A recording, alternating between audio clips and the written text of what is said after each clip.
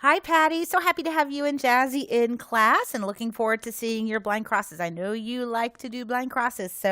And I saw your other question, I think that you had posted too. So I will respond to that in just a little while. All right. So lesson one.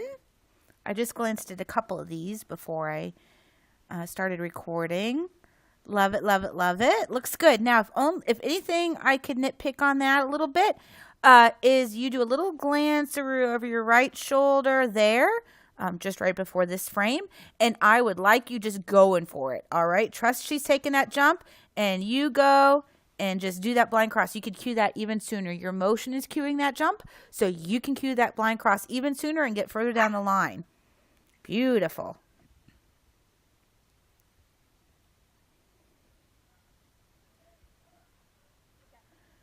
Nice. All right. So that was really good as well. Now, you could on this, Patty, I was going to comment how I liked like you weren't doing a great big send to this first jump. So you were really pushing yourself to get this blind cross in.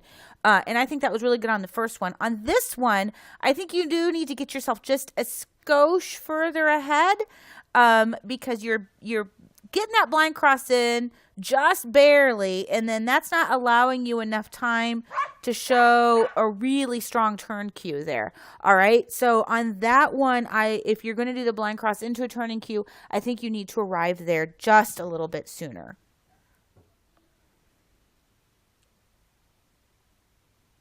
I think you get yourself there a little bit sooner on this one. Good. All right. So I think you maybe gave yourself just a little bit more time on that one.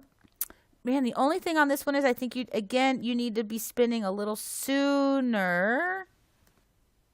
You're out of it pretty well. I thought she read it nicely. I think maybe you could have started that or initiated that spin just a tad sooner. Again, meaning you needed to get there just a little bit earlier.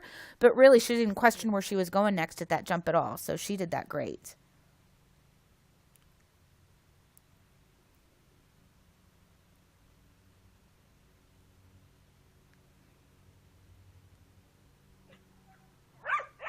Nice. Good girl. All right. Now, the more you're doing these blind crosses and the more comfortable I sense that you're getting with them, the less looking you're doing. So that's really good on that. All right.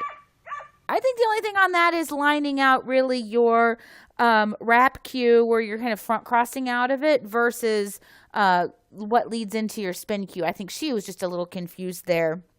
Hence a little bit of the barking as to what she was supposed to be doing after that jump. She kind of did a little collection, but she wasn't really quite sure where she was going next. So I think just defining your cues you're given on those wraps a little bit more. That doesn't have a ton to do with the blind cross. The blind cross leading into it was I think well timed and well executed.